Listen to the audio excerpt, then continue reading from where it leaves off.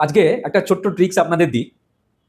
আজ থেকে যখনই ৫,০০০ টাকার ওপরে কোনো জিনিস কিনতে যাবেন, হঠাৎ করে আপনি যদি কোনো অফার পান এবং তার দাম যদি ৫,০০০ টাকার ওপরের হয়, তাহলে আপনি ২৪ ঘন্টার জন্য একটুখানি ওয়েট করুন এবং দেখুন ২৪ ঘন্টা পরে গিয়ে আপনি চিন্তা করবেন এর প্রয়োজন আছে কি নেই।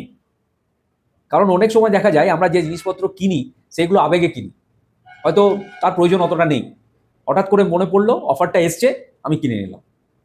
তো তার জন্য বলা হচ্ছে যে এই যে আবেগে কেনা বা আবেগে কোনো জিনিস যখন আমরা পারচেস করি, তখন আমার এই যে ২৪ ঘন্টা সময়টা পাবো বা নেবো আমি, এখানে আমি ৩ টে বিষয় নিয়ে একটু চিন্তা করব যে সত্যিই আমার জিনিসটা দরকার কিনা? এটা আমার লাইফে কোনো ভ্যালু অ্যাড করবে কিনা? আর এটা কেনাতে যে টাকা খরচা হবে সেইটা আমার বাজেটে পারমিট করবে কিনা? তো ম্যাক্সিমাম টাইম দেখা যাবে যে এর অ্যান্সারটা নো আসছে, মানে নেগেটিভ আসছে। তো যদি এরকম হয় তাহলে আপনার অনেকগুলো টাকা বেঁচে যাবে।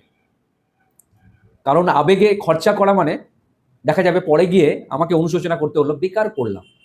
এটা না কিনলেই ভালো হতো। এটা ছাড়াও আমার চলে যাচ্ছিল। তার জন্য বলা হচ্ছে যেকোনো জিনিস কেনার আগে কমসে কম ২৪ ঘন্টা ওটা নিয়ে একটু চিন্তা ভাবনা করুন। যদি প্রয়োজন থাকে তখনই কিনুন।